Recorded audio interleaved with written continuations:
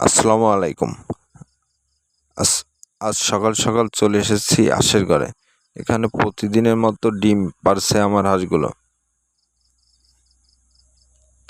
এখন আমি ডিমগুলো খুব সাবধানে সংগ্রহ করছি,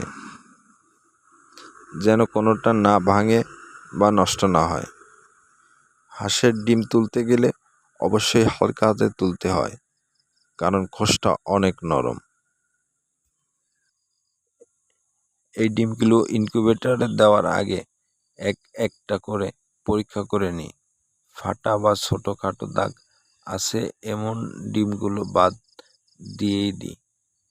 শুধু ভালো মানের ডিমই ইনকিউবেটরে দিলে ফার্মের সফলতা বেশি আসে। আর পরিষ্কারের ব্যাপারটা আপনি এখানে বুঝবেন। পরিষ্কার করার সময় অবশ্যই স্যাভলনের পানি অথবা কাপড় কাচা গুঁড়ি দিয়ে সুন্দরভাবে ডিমের উপরের ময়লাগুলো পরিষ্কার করে নেবেন,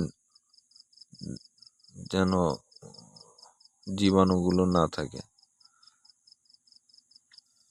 ডিম স্যাভলনের পানিতে ধোয়ার পরে অবশ্যই শুকনো কাপড় অথবা রোদ্রে দিয়ে ডিমগুলো শুকায় নেবেন, যেন অনেক সময় পানিগুলো ডিমে লেগে না থাকে।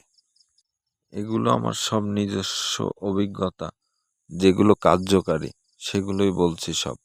ভালো লাগলে অবশ্যই সাবস্ক্রাইব, লাইক দিয়ে পাশে থাকবেন। আসসালামু আলাইকুম, ভালো থাকবেন।